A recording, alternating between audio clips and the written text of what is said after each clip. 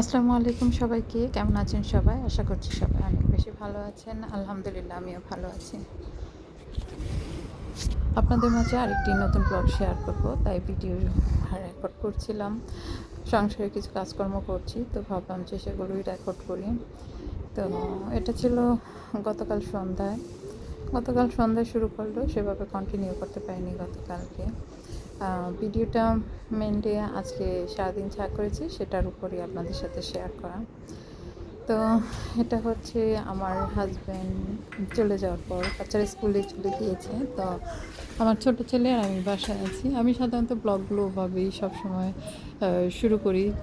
যখন আমার হাজব্যান্ড চলে যায়, তারপর একটু রিল্যাক্সে থাকি, তখন মনে হয় যে কিছুটা সময় কাজ করি আর সাথে একটু ভিডিও করি, কারণ ওই সময়টাতে বুয়া থাকে। তো বুয়া থাকলে দেখা যায় এমনিতেই সবাই চলে যায়, একটু চাপ কম থাকে। তার মধ্যে বুয়া থাকে, উনিও কাজ করে, আমিও করি। সে সাথে একটু ভিডিও করি, ভালোই লাগে। তো ছোটো ছেলেটা হচ্ছে এখন একটু আইসক্রিম খাবে, ওকে আইসক্রিম দিলাম। আর আমিও এখন হচ্ছে আজকে সকালবেলা পান্তা ভাত খাবো। পান্তা ভাতটা আসলে হয়েছে কি, গতকালকে যে ভাত রান্না করেছি আমরা বাইরে খাওয়া দাওয়া করার কারণে আর ঘরের খাবারগুলো খাওয়া হয়নি।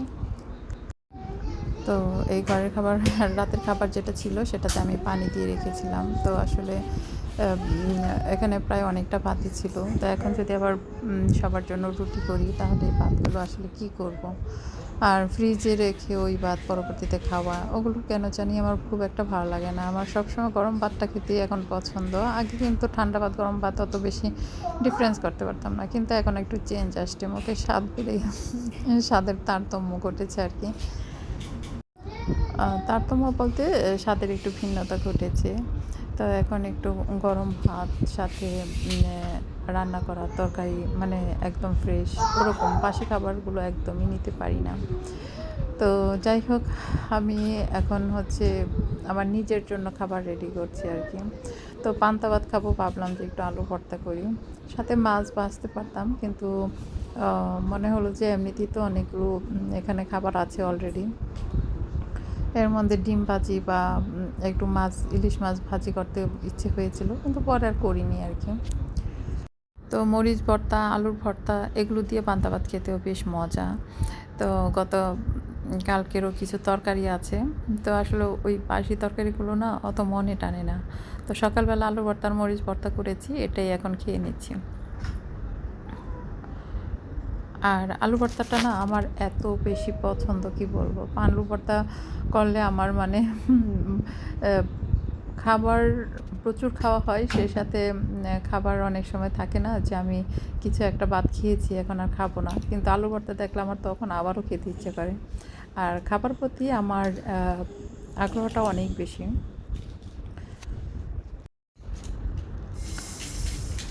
তো এই তো খাওয়া দাওয়া শেষ করে কিছুক্ষণ রেস্ট নিলাম। রেস্ট নিয়ে তারপর ভাবলাম যে শুয়েই তো আছি, ডালটা বসিয়ে দিয়ে তারপর শুই।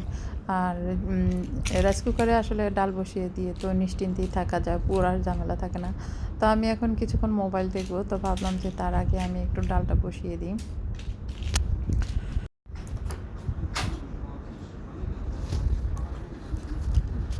তো এই তো আমি দুপুরে রান্নাবান্না স্টার্টিং অলরেডি হয়ে গিয়েছে। আজকে দুপুরে আমি ডিম ভুনা করব আর আমডাল রান্না করব। তো এই খাবারটাও কিন্তু খুব মজা। সাধারণ খাবার হলেও আমার কাছে না সাধারণ খাবারগুলো অনেক বেশি ভালো লাগে।